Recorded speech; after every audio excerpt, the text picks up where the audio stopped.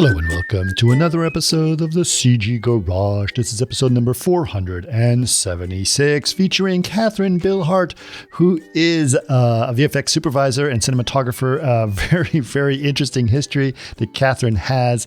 Really great to have her on. I saw her at an event called AI on the Lot, where she and I were both on a panel about virtual production and AI, which was very, very interesting. And I met actually several people at AI on the Lot, and several podcasts came out of that. So this is one of the first ones of that series, which is really great. So it was actually a really interesting and very, very well thought out event that brought up a lot of great issues that were very important to discuss. So really cool. And I want to thank the guys who created that event to bring all these people together, including connecting Kathryn and myself. So virtual production is definitely something really cool. We learn about how she got into that, what got her interested in it. Most recently, more publicly, most recently that we know of, she's worked on the show Fallout that is available on Amazon Prime. Really a cool show, really cool. I love the show, actually. Personally, I thought it's really great. I can't wait for season 2. And she was really cool to talk about, some of the stuff that's going on there. So really cool conversation about that. We obviously do talk about AI. We do talk a little bit about Project Arena and what she says, her thoughts about that as well. So it was pretty cool to sort of see what's going on. She also spent some time at Magnopus, which is really great. I love the guys at Magnopus. I think they're brilliant. And really great to have Kathryn on to have that discussion. People who practice virtual production for reals is really great to have on as well. Okay, I do want to say, I'm sorry that last week I was not able to put a podcast out. I have been on vacation. In fact, I'm recording this intro before I even go on vacation because I am trying to pack to go to my trip. I haven't been on a vacation in a long time, so for myself, it's a well-deserved break, but I'm sorry that we didn't have one last week. But hopefully you'll enjoy this one. I do have a couple of announcements I want to do in terms of our products. We do talk about virtual production in this episode. But if you guys want to know a little bit more about Project Arena and what we're doing there, and if you're interested in finding out if you can be part of our people that are looking into Project Arena, just go to chaos.com/virtual production. Again, chaos.com/virtual production, and you can sign up, and we'll learn if you're going to be part of the groups that is testing out this product. Now, keep in mind that currently, in order to be part of that, you do need to have a virtual production stage for this to work, because that's really kind of the only way that Arena works. But if you want to just try Vantage, you're free to do that. Just go to chaos.com and try out Vantage. Speaking of Vantage, is actually Vantage 2 Update 4 has just been released a few weeks ago, which is really cool. These updates are coming fast. It seems like just yesterday that Update 3 was out, but yes, Update 4 is out now, and that includes some new things, including support for UDIMs, which is people have been asking for a long time, and also decals, which is actually a very popular feature request as well. So just again, go to chaos.com for all of our product updates. I don't have any event updates right now, but if you guys are curious about any of our events, just go to chaos.com/events, and that's where you can see where we'll be at different events in the coming weeks. Okay. Now, in terms of the podcast, you guys know what to do. If you want to follow the podcast more, just go to chaos.com/CG Garage. Again, chaos.com/CG Garage. If you'd like to follow us on Facebook, it's facebook.com/CG Garage Podcast. And if you'd like to watch these podcasts, all of our videos for all of our stuff is posted at youtube.com/Chaos Group TV, including this podcast. All right. And if you guys have ideas, by the way, if you would like to hear more about it, or you want to give us feedback, ideas of guests are always welcome. We can actually get several of them, and I do follow up on lots of them, and I do get a lot of those guests to come on. Just go to labs@chaos.com and make your suggestions there. Again, that is labs@chaos.com. That's the email to use. But for now, please enjoy episode number 476 with Kathryn Brillhart. Welcome to another CG Garage, where the Chaos Group talks. You'll know it's over when the last bucket drops. We're gonna fire off rays in high dynamic range. We know that ambient occlusion is passé. Global illumination won't lead you astray. And while image-based lighting is really swell, you need to make sure everything has Fresnel. and visual effects and CG and all that stuff? What got you interested in all this? Oh, yeah. Well, I'm a cinematographer, and I grew up with a dad who's also a cinematographer. Oh, really? Yeah. He specialized in documentary filmmaking and did a lot of corporate videos and a lot of stuff for nonprofit and traveled the world. And so as like a young person, really my passion was travel and all of that. And a rite of passage when I was 13 was getting to be his like camera assistant in Thailand and the Philippines. And then it was so cool. Yeah, I know. It's crazy. It's crazy to kind of like look back at it as, you know, what it was. But then by the time I was 14 or 15, he was like, because I always worked with him and stuff at his company and was like digitizing tapes and doing all this. And what were you filming back in Thailand at that time at 14, 13? Those were amazing stories. One of them was in the mountains of like Chiang Mai. And I was just listening in, like holding a mic or something, and listening to the translator because it was all in a different language. But basically, this was a story of a young woman whose family had sold her into like the sex trade. And she was like, I know my family sold me into this, but I knew that I needed to find them and go back to them no matter what. And so we were listening to this tale of like how she escaped from Bangkok from this group that had, you know, taken her captive, and how she found her way back to her family. And like, so the next sort of really was a story of forgiveness and kind of moving past that, and them kind of talking as a family about like what they're doing now. Wow. So it's just really kind of heavy stuff for being that young, but yeah, so those are the kind of stories that we were listening to and capturing. I mean, it must have been amazing. I mean, she probably went into that trade probably about the age you were at, right? So she was a little younger. Yeah, she said she was like 10 or 11. And so I had a lot of perspective, and I was like, wow, she's like younger than me. That's crazy. I don't know what I would do. Wow. It was kind of a wacky trip too, because I think going to hotels and people thought that my dad and I were married. And I was like, oh, that's such a weird thing, you know? Yeah. Yeah, lots of perspective on that trip. Yeah. But then that was kind of like a rite of passage. And then when I was 14 or 15, my dad was like, hey, there's a shoot in Dominican Republic. I have a ton of stuff I'm doing right now. Do you want to go shoot it? And I was like, yeah, that sounds so cool. Would you pay for the flight? And so he sent me, this was the 90s, like late 90s. He sent me with 11 bags of gear back when you could do that. And his 25-year-old assistant. And we just rocked it, did a 2-person shoot. It was fun because it was also documentary style. So we kind of got to create the stories, and like that particular project was following a group of volunteers that were building schools for people in communities that just didn't have access to any of that.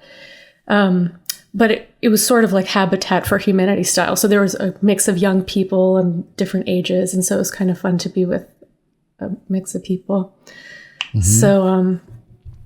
So then I think being able to go out on my own and do something like that was really empowering. And, you know, as I moved into my teenage years, I was sort of like, oh, I love filmmaking. I'd love to get into narrative. And at the time, digital was so new. Everyone kept referring to film.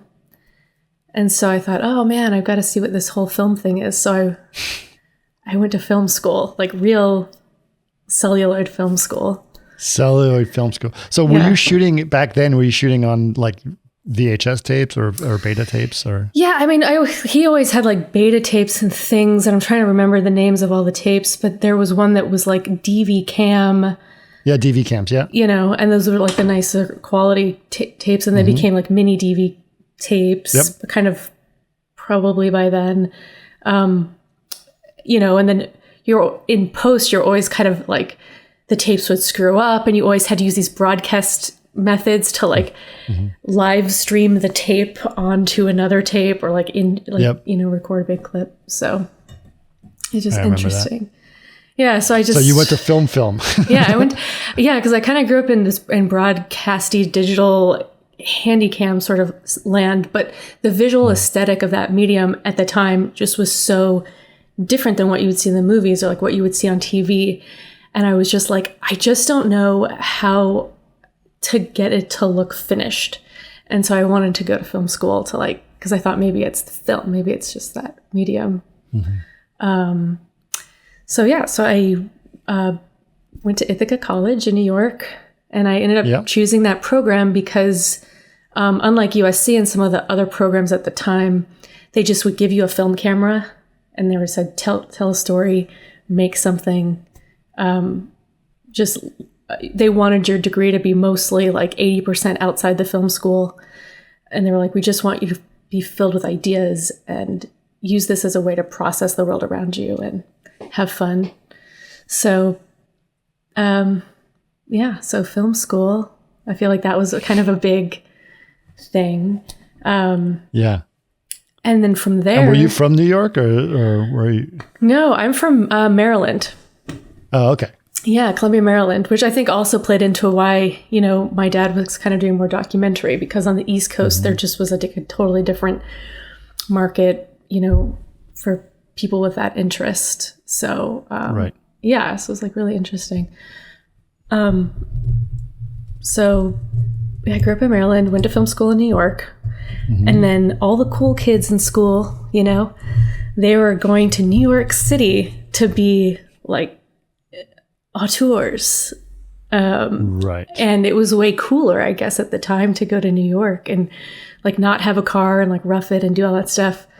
And we took a couple trips out there as a class to support our professors and go see their experimental films and stuff. And I just remember thinking like, I don't know. I think there's just like I think I'm just LA. Like, I think there's like another city calling my name.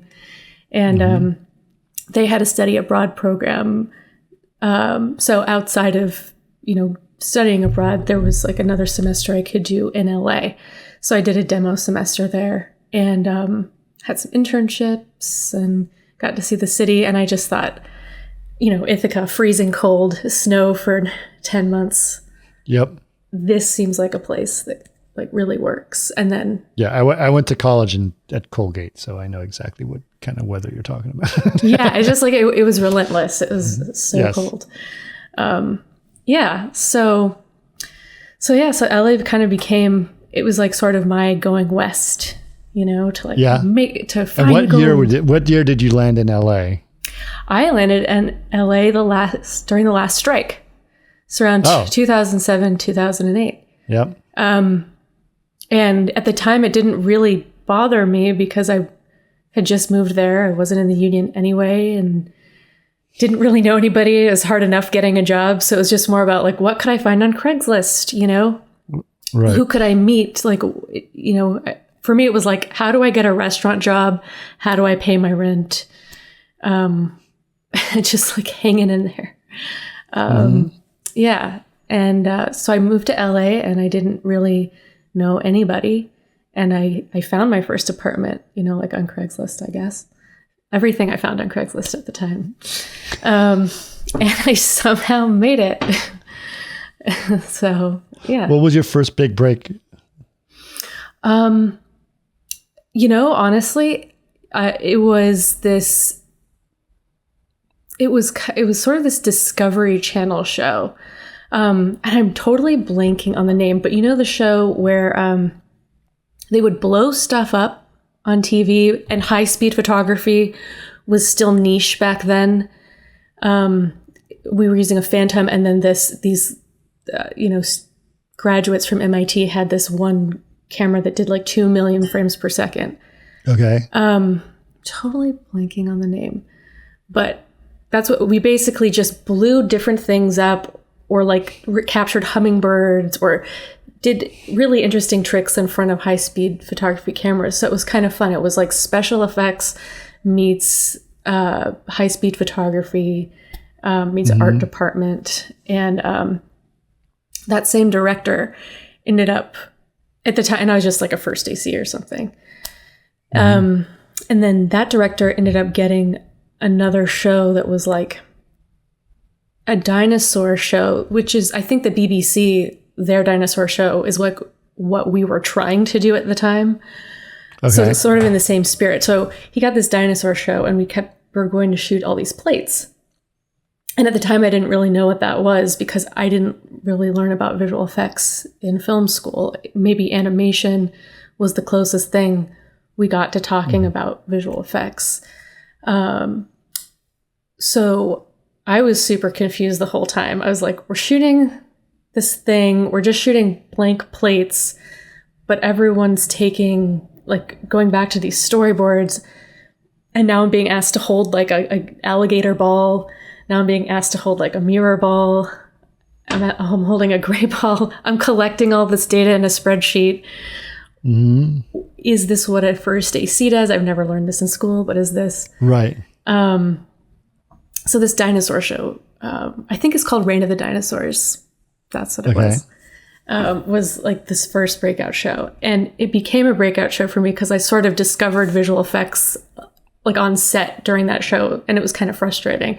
But then it became this pivot point because I met an amazing visual effects producer who came on to put the dinosaurs in the show. Okay. And she had put together like an award-winning team of animators. And they just happened to kind of like file into the office that I was in doing like my data cleanup when I was wrapping up on my role. And she was super nice. And she was like, hey, I noticed you collected the data from set, would you want to learn what visual effects coordinating is? And I was like, okay, sure. And it meant that I could stay on the job for like 4 more months. And I was like, oh my God, I'm going to pay my rent. This is amazing. So that's kind of how it started for me. I kind of realized at first visual effects was just like this interesting other thing. And I couldn't make the connection between how artists were doing it and how it kind of got into that final image. But I was able to observe that on the show. And then she was also a big part of the Visual Effects Society and invited me to volunteer at their nomination event, which at the time meant that as a volunteer, I would like stand in a projector room and play the before and after clips of like all the visual effects that were done in television commercials and films that year. And this was at Photocam, right? Yeah, Photocam. And they still, the LA section. I used to be one of the judges on that stuff. Yeah. Yeah. So like that was kind of like, I think from there, I was just like, whoa, like there's so much. This goes so deep. This is crazy. And those experiences kind of became a pivot point where I was like, because I'm a bit of a futurist, and I was like, and at the moment too, I think historically it was like this big DSLR movement, something I fought against in school. I was like a rebel in the film school because like my dad, we were like first red users. We were like camera like 236 or something, red one. And I was like, no, you guys, digital cinema's coming. It's going to revolutionize the world. Like, it's going to, it's a way to bypass Panavision and all this stuff.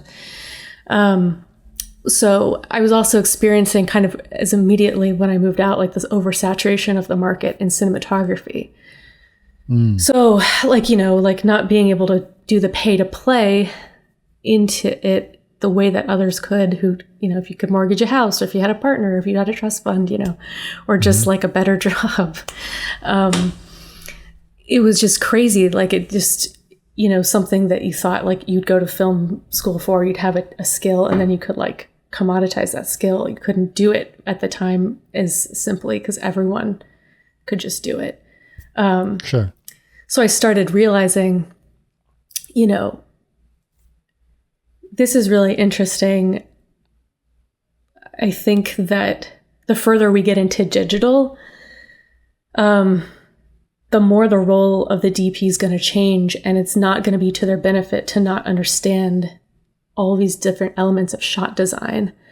And I think that's when I realized, like, oh man, this gift that I got to try out being a visual effects coordinator is a really amazing big gift and an awesome opportunity. And I have the choice to like really grow this into something. So I spent the next 8 years like just coordinating. And it was just a way to work with a lot of different supervisors, work with a lot of different teams. Who was that producer who gave you that chance of being who was that? It was Kim Lavery. Oh, okay. Yeah. Yeah, she's amazing. Super nice. And her husband, Don, was the lead animator on that show. And he had worked with, he had worked on Jurassic Park, you know, a film that impacted me as a kid, for sure. And I mean, those animators were telling me stories firsthand, right? Because they'd all worked with Roger Corman and James Cameron and all these people, and they blew my mind. There were, you know, George Wong was like, did you know that I was the one to design in Nightmare Before Christmas, like the contraption that allowed them to shoot the ghost in camera? And I was like, what? Tell me everything. So it was kind of so cool to like learn a lot, you know, that way, and realize that it was integrated with the camera. And it just all related to like everything I was interested in. That's awesome. Yeah. That's awesome. Okay. So you were working in the trenches of visual effects as a coordinator. You really got to see everything, right? Where were you working as a VFX coordinator? Kind of all over the place in LA. But never really the bigger houses. You know, like I wasn't somebody that went right into Weta or like right on Avatar, you know, or like some of these bigger shows. I was just, because I've always been developing my cinematography portfolio, it was easier to be local. So Encore Visual Effects was one, Zoic Studios was one. RGH Entertainment was another. And that was such an interesting time. That was probably in my earlier days coordinating as well. And so that company was kind of where the overspill of all the rhythm and hues guys that got laid off after Life of Pi found refuge. And so it was kind of cool to be with really top artists, you know, just doing R&D for the King of Jordan, doing stereoscopic projection. And it was sort of this moment where we were playing with motion capture suits and all these things, all these components that were at that time the first things to transition into real time. So it's just interesting to kind of have experienced virtual production at its birth, kind of in a periphery sense, but be acknowledging, you know, films like Avatar that were coming out and using the same tech and trying the same things. But I think it just made me aware at the time of how tech was evolving and what could be possible, I think. Yeah. Very, very. Yeah, I get it. Yeah, because it's very interesting. Even after that job, shortly after, you know, the stereoscopic projection that we were doing and the shaders that we were building in Houdini, like it mattered, but then they were, you know, you're able to kind of do the same thing with polarized LED walls, or, you know, LED kind of shifted everyone's interest away from projecting those things anyway. So it was just interesting, I don't know, to see all these little pieces in real time start to shift. Yeah. Interesting. Okay. So what did you do after coordinating? How did you sort of jump into virtual production? Well, it was in my real life a slow transition that I think on paper it looks like a really sharp one. For me, it was taking a step out of visual effects like shot pipeline and going into volumetric capture as a coordinator with room to grow into production management. So I switched into producing and production management in the world of volumetric capture. And, you know, then the transition from there was, hey, I'm really interested in, like, I feel like I've really mastered this and I understand this. I want to get as close to visualization as possible because I kind of want to get back like closer to story and closer to being on the box. And so my transition after Gentle Giant Studios was kind of graduating in production management. And then at Halon, I graduated into producing. And the role that I took, it just happened to be perfect because I was doing some of the producing the early R&D for the MSG Sphere. Because I guess Halon had that relationship with the founder and it just sort of worked out. And it was perfect because it was the cross section of a couple different interests at that point. It was really producing photogrammetry shoots that I feel like I had kind of mastered and helping supervise that along, bringing Yoshide Herrera into that from Gentle Giant, and like thus the connection of him now at MSG, kind of leading that department. So it's kind of an interesting intersection of people, because I think that project probably was an interview for him to kind of make that next move. But so that project I feel like was a great first real intersection with being boots on the ground in virtual production, in the sense that it was all game engine based. I feel like one of my contributions was like really showing, companies that at the time wanted to be visualization and VAD teams, like the scope of work that photogrammetry, vol cap and reality capture would take as part of the pipeline. And then sort of the cool thing around that time was that AI was also booming. This was like 2018, 2019. And so like these processes that were for 15 years, really time consuming, taking a lot of human resources, and then the compute power, NVIDIA and like the cloud and AI and like all these things sort of sped up that process too. So suddenly they knew the traditional way of how to do those things, but they might not have had to approach that, going into 2021 or like now 2024, you've got NeRFs and Gaussian splats. So it was just interesting to bring that sort of traditional process to real time. And then from there, having produced something of that magnitude with that budget, it definitely put me in a position where, and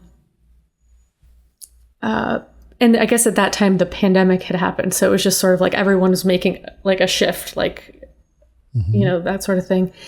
And there were opportunities to supervise virtual production. The one that came my way that showed up to me was working with ETC. So I came in as an executive producer and director of virtual production on the project Ripple Effect, and worked with all the major studios to make sure that their research needs were met, the filmmakers could make their project. And actually, I was excited about it because I was already working with Lux Machina and Halon and a lot of the I guess they're not like the OG virtual production community. And a lot of us at the time we needed case study projects that could really show off like our VAD team. Like this is what our light panel team does. And so I was excited from a producing standpoint to help everyone's businesses grow, or like give them a portfolio piece and bring them all together to do this thing so that they could help develop their pipelines. Because it was just, conversations they had already had. So that was really cool. And it just turned into, a short film that everyone could point to with a white paper that people needed at the time, I think, because a lot of independents wanted to build their own studio. So, well, what year was this? So that would 2020. So that would probably be 2020, because it was the summer of 2020 that we were shooting all of that with our masks and everything. And then by the spring, we had written a white paper and published it. And yeah, it was kind of like lightning fast. that winter, I was a mentor for the Unreal Engine Fellowship. Mm-hmm. And then it just so happened that Kathryn Murphy was looking for a virtual production supervisor for Black Adam.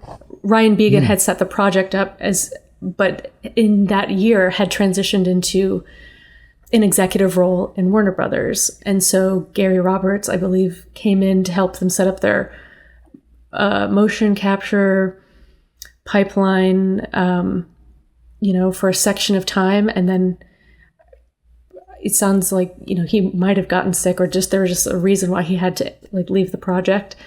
And she needed somebody, and I submitted.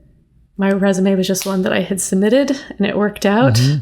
And for me, that became kind of this amazing jump into supervising. And to work with Kathryn Murphy and Bill Westenhofer is like a dream. that was from somebody who had been coordinating from a long time, just being able to work with them as a supervisor was really cool. That's awesome. Yeah. That's awesome.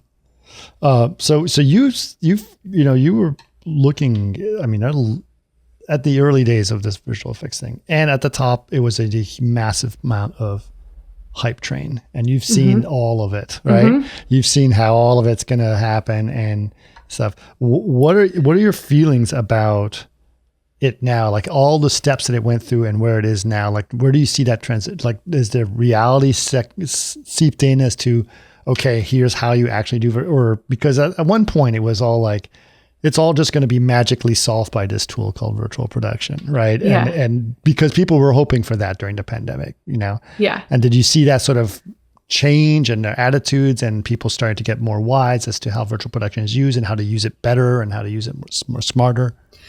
Oh yeah, definitely. I think, all these different pieces of history and the marketing history of it all play a significant role. So sure. The Mandalorian, even though we've refined, the narrative now that it doesn't have to be that way, but, you need to do a lot of prep and planning and have a creator that's into the process and can set time aside for the process and believes in the process is really important. Mm-hmm. So I feel like all these steps are really necessary. I think what's so remarkable is how fast, I would say the technology is advancing, how fast AI became integrated into the conversation and the process. I think all of us, even around that 2019, 2020 time, we thought, okay, there's a 5 to 10 year plan here of how all this stuff is probably going to unfold. But there was with the pandemic, there was a real pressure cooker on everything. And it accelerated in maybe 3 years as fast as we thought it might go in 10. And so that's kind of interesting. And I feel like what I'm trying to do is just keep my eye on some of the methods or just the methodological processes that we all kind of need to go through that you can't compress, that just take time. And I think the strike came at such a weird time because something that we all want to prevent is an imaginary tripwire that we all cross over if somebody experiences the technology in a poor way and has a bad experience and then is totally turned off by it, or you have to kind of have all these pieces that really come together to make a project successful. So one of the things that I was talking about a few weeks ago when we were sitting together that I still believe is the nice thing about having a pandemic and strikes, in a sense, from the positive side, is that if you had the means and the patience or just the ability or the support, a company that supports you, if you've been able to set aside some time and really upskill and learn some of these things, that's great because it means that we have a lot more skilled people to build teams with. And we need that growth because since, that growth spurt, we've had companies like Lux and Halon and Sweetwater sort of like vertically integrate, right, and become, a different sized company. And then it's made room for a lot of other smaller companies. And all of those smaller companies, whether you're individual or like a business that is more medium sized, like Orbitals or Synapse or Nant or something, they'll need a workforce too, specialists. And so I think what's really important going into this next phase as the strike lifts and the clients can now have greenlit projects and bring work to everybody, I think it's important for the community to support each other, because that's how it was successful kind of in the early days, like all the companies working together and having each other's back instead of being this super competitive place, like just sharing. Let's talk about that a little bit. Like what, there's one of the big things that we've been hearing from a lot of our customers is the separation that's happening between virtual art departments and virtual production and visual effects people that are all trying to accomplish the same thing, but they're doing it in a massively different process, massively different pipelines, completely bifurcating the entire process, making it impossible for people to collaborate in some ways.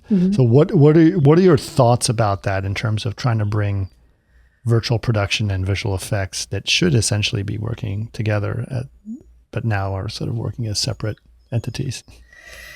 Yeah, I mean, it's kind of tricky. I feel like it's going to go through the same growth spurts that the visual effects community did. Like visual effects companies have kind of notoriously always had their own proprietary workflow. Whether that's to be competitive to stay in the game or just because it's natural because they just make their own pipeline but they're all moving away from it now, right? Like they're all they're all looking for open standards. Right. Well, I'll learn something from it. So I'm just, So like what I'm saying is like, that's kind of where they started. And I agree with you that everyone's kind of going back to open source and open standard. And that's where virtual production started. And I've noticed, like, as I've been getting to know different companies and stages and companies at different levels and stages in their development, that people are kind of going into this proprietary mode because people are realizing that engineering and tooling and stuff is part of the user experience. But I think that really staying open source and, not being so closed down and clamped down on like what those tools are, I feel like staying open source, kind of like what we've learned in visual effects, makes the most sense because, you want to be able to have engineers be able to like go back and forth between different companies or artists go between different companies and kind of have a little bit of a plug and play workflow. Sure. I feel like that's something that a bunch of us are kind of trying to put into writing right now in different like working groups is like not standards, because I think that in such an early stage, like it's just something that standards are meant to be broken anyway. Sure. So like that isn't so helpful, but it's more like, I want to say best practices or like considerations that we all make when we're starting a project, just so that we can open source those things and be more forthcoming about. So what about the STEM projects and how those work? Well, STEM is interesting because at least the project that's going on right now, like I think it's more focused on creating content or like test content. And this one's less focused on what some other groups like within SMPTE or VES Tech Group or possibly ASC's like joint virtual production group. So that's STEM 3 is a little bit more content focused. Right. And I would say the other groups are a little bit more best practices or like considerations for like calibrating a volume, like that's where those conversations are happening. Yeah. But what are the open standards then? What are the standards that are being used in virtual production right now that people adhere to? I feel like standards are a tricky word, but I mean, I would say really understanding color space and color workflow. And maybe understanding it from a broadcast and a film or digital cinema post workflow. You're kind of combining all of that knowledge into these workflows. So it's not so much that there is a standard in virtual production, but you just have to be aware of like, sure, let's say you have panels that go up to Rec 2020. We could certainly set them there, but we might not need to because we might only need this much of a gamut. And we just need to make sure that we're not getting less, we're not like taking away from that gamut as we add components to the ecosystem. We just kind of want to keep it at that gamut. And so that kind of becomes the puzzle. And I think if that's, in a sense, there's a standard in there because a color gamut itself is coming from an industry standard, but nobody's telling you how to use it. I guess as a supervisor, I just sort of just make sure it's in line with the needs of camera and post, if that makes sense. Yeah. Sure. Yeah. Okay. What about other standards that you feel color is a good one, obviously? Yeah. Well, standards is also a tricky word. I feel like, it's interesting to see the engineering around the tools for user experience. I think every stage or studio that I've been to is going to do that differently. And so when I'm consulting, I think that's really cool knowledge that I can bring to the table of just like, today, if this is the user experience you want to have, like these might be the 3 or 4 people that can do that. That's not to say they won't have it in the future, but it's just interesting to see, who's leading the charge in those areas. And I feel like at some point it would be nice if everybody just had the same hardware setup and the same tools and the same amount of engineering. But I think that because it's kind of such a staggered time frame, if you've been pursuing virtual production since 2016, you just have had engineers working on these tools for a lot longer than somebody who's just started a stage in 2021. They can go as fast as they can, but maybe it's just taking a little bit longer. But isn't that kind of the interesting thing about, this is something I was told even 4 years ago, is that, the technology is evolving so quickly, right? Specifically, let's talk, LED panels themselves, right? And so what we have found when we're going from studio to studio and talking to different, they all seem to have the same, besides the panels, they all seem to have the same stuff, right? It's basically like, an RTX 6000 or 2, all synced together with a Quadro sync card, running stuff in sync through whatever system they have to do the sync. And it's all the same thing. And then the panels is a thing that is the most expensive part of the whole process. But also the thing that is the quickest to be obsolete. Right. Yeah, it's interesting. It is fascinating. I feel like if we're just talking about like LED wall in-camera visual effects as like virtual production. And I know that's just one aspect. It's just one slice. We can talk about, yeah. But yeah, no, I think like you're completely right. I'm curious. That's kind of where the industry's kind of pay to play, right? It'll be interesting to see who can upgrade their panels when they need to, when whatever panels they have are just not acceptable. I feel like that probably won't happen so fast unless, I know Aoto and some others are kind of getting closer to having an affordable RGBW or RGBWW spectrum in their panel. Yeah. That will probably be like one of the next big tipping points from a panel perspective, is like having that color spectrum, because then, any DP would probably put their foot down and say like, well, if I could work on a stage that has a full color spectrum, LED panel, then I'm not going to choose the one that doesn't. That doesn't make any sense to me. And then you have studios that are like Sony that make LED panels, right? Yeah. And so they can have the best of the best panels at whatever they can manufacture. Yeah. Well, so I mean, you're kind of touching on what we were in a really clear way. What we were talking about was sort of like, it's an interesting moment because so rapidly from like 2019 till now, like now there's so many different price points and options, right? Like if you have the $150 million episodic or film, you can go to a Sony, you can go to an Amazon, you can go to a studio that, isn't really worried about, or like has just a different way of handling the cost of all of that, I'd say. Sure.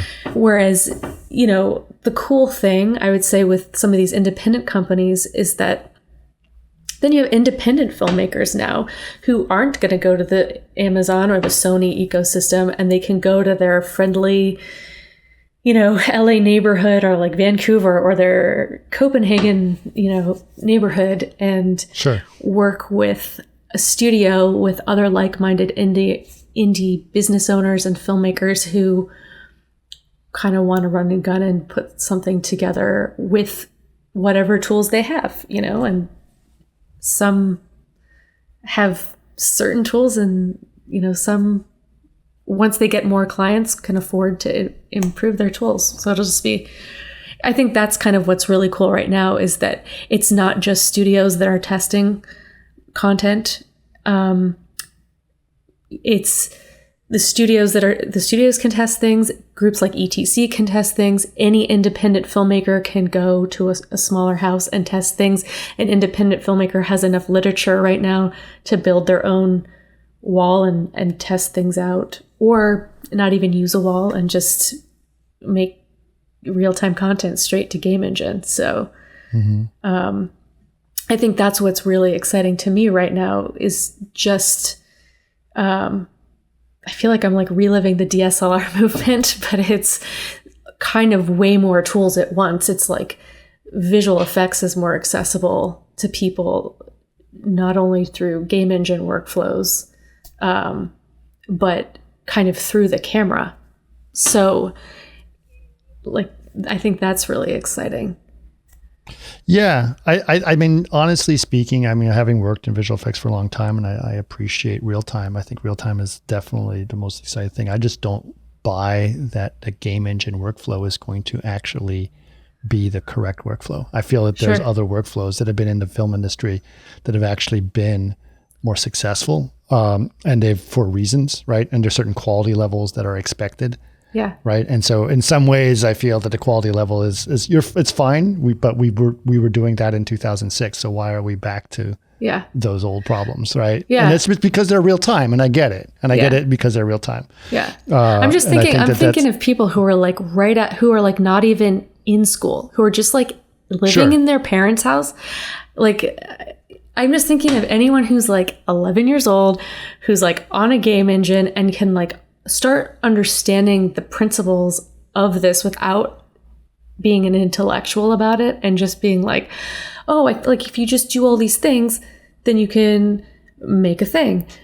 Like but I remember Junaid, so cool. Like I was talking to a guy named Junaid who is now, over at DNEG, and he's been on the podcast. He was great. He was 5 years old playing 3ds Max, right? Yeah. So he was learning 3D tools. It didn't have to be like specifically, it wasn't necessarily that the game engine revolutionized things. I think it's just that people are that sort of, I think what enabled that is that it's free. Exactly. Right? Well, it's free, but it's free, but it's also like, I think the other part of it too, is that it's a lot of pieces of the workflow that work together holistically on like an editing timeline. And it sort of is this really cool way of thinking about building a shot. And because it's in one piece of software and you don't have to have like 4 pieces of software to like make a shot.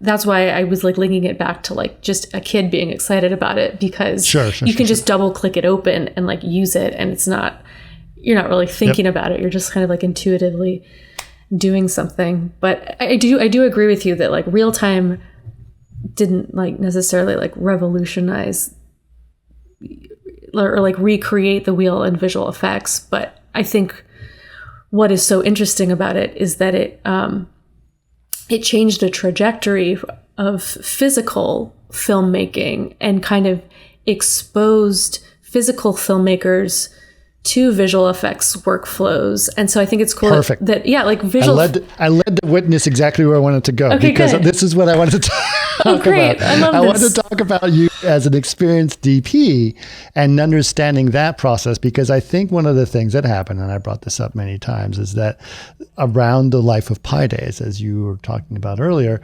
visual effects was villainized by the film industry, right? Because we were just shooting everything in these big blue or green boxes, and they didn't know what they were going to get until 9 months later, right? And so as a filmmaker, that's a horrible experience. Yeah. And I think now with real time, that the onus is on the DP to make it look right, as opposed to saying, I guess we'll see it later. And it's not on me. It's not my fault if it doesn't look good. Yeah. Right? Well, it's kind of on the whole team, for certain things. And I think like the other half of that is like, obviously there's certain, it's like, what problem are you trying to solve? And I think with putting real-time components into the pre-production and the production part, it's also simplifying, like the goal I would say is like simplifying some complicated visual effects so that they're less complicated, or just trying to get as much in camera as you can to like eliminate some comp shots or something toward the end. To your point though, what's really exciting about it is having everyone see what it is when you're on set, and then we all see it in dailies, and then it just goes into the film. And that's what was so exciting about working with Magnopus, because when I met that team initially, kind of through the interview process and everything, our values really aligned on that subject matter. I love those guys. Yeah. And we were just talking about like, we want to do things with this technology. What project were you working on with them? Fallout. Okay, great. So I want to talk about Fallout too. Yeah. So tell us the whole story. Right. Well, yeah. So when I met those guys, I was like, I realized like our values aligned, because, and it was funny because I referenced to them their own work without really realizing that it was them at the time who had been working on it.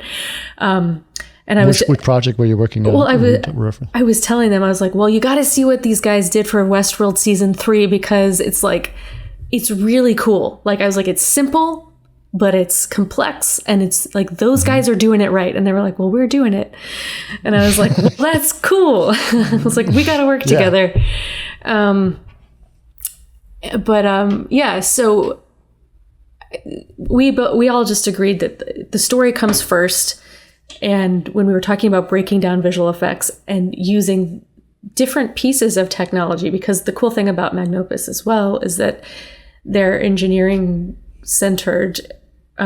So it's like, even from that perspective, it's kind of like, we're here to solve problems, and then fix them to a point where like they don't come back.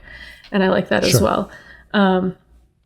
So it kind of meant for the filmmaker, the sky was the limit. And it kind of meant, as a supervisor, I had a team that really made the creative feel like the sky was the limit. So we were able to pick the 10% of, the pieces of the film that maybe they didn't want to do in CG, like the vertibird, for example. They wanted to physically build it, but they just couldn't get it to take off and do the mechanical part of it.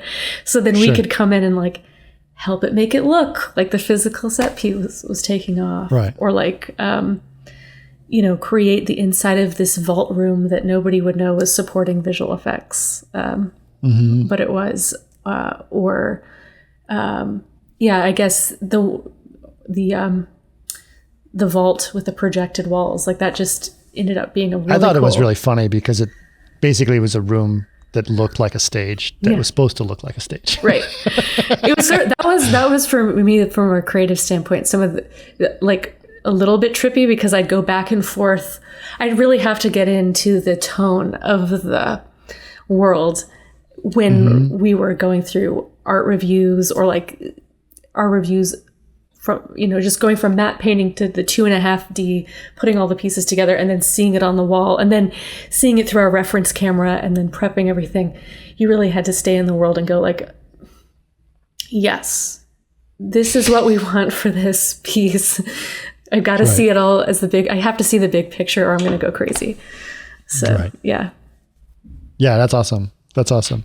Well, let's talk a little bit about, obviously, you and I were at that event. We'll go back to what we were talking about at the beginning, but we were at the AI on the lot, which is kind of an interesting thing to talk about. Obviously, AI is a hot subject, controversial subject in some ways, or in many ways.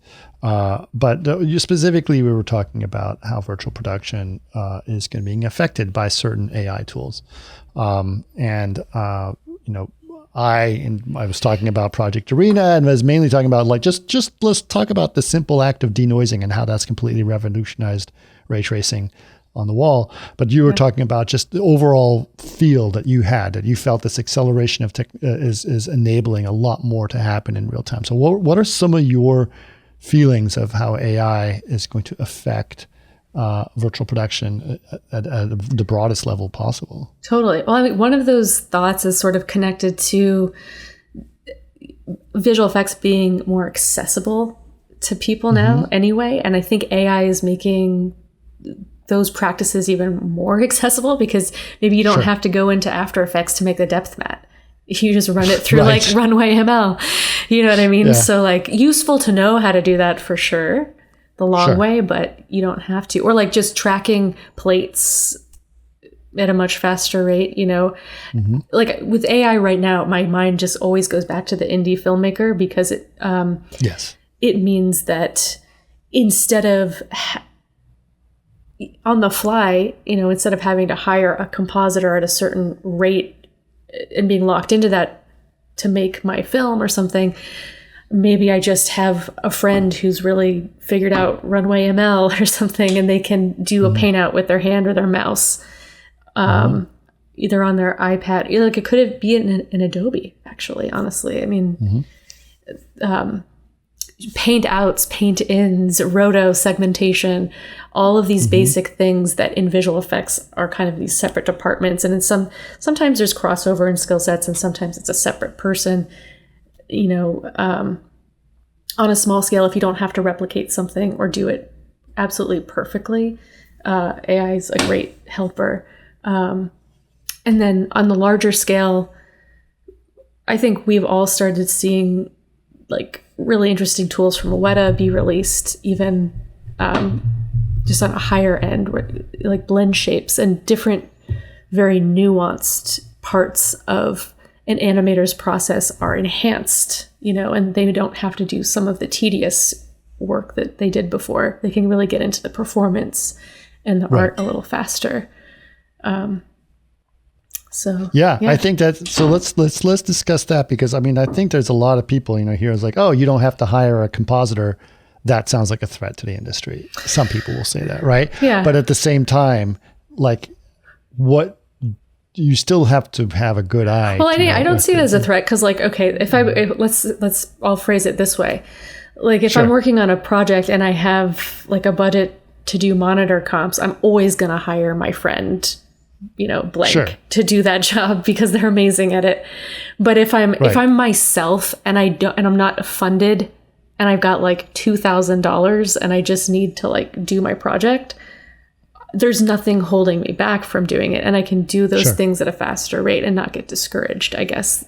So there are lots of different levels of indie filmmaking, but yes. Do you think there's going to be a new, I mean, I've mentioned this a few times again as well, but I always kind of joke around about how I think that Everything Everywhere All at Once is sort of the easy rider of today, right? It's the filmmaking that was like, what the hell was that? Like, and that was heavily enabled by a lot of AI tools for exactly the same things that you just discussed. Like, I just need to get this done. I'm an indie filmmaker. Sure. And here's a way to do it. Do you think that because suddenly these tools are in the hands of people that are never used them before, and they could think differently and they could approach things differently, you're going to see a different type of filmmaking, right? Are indie films back?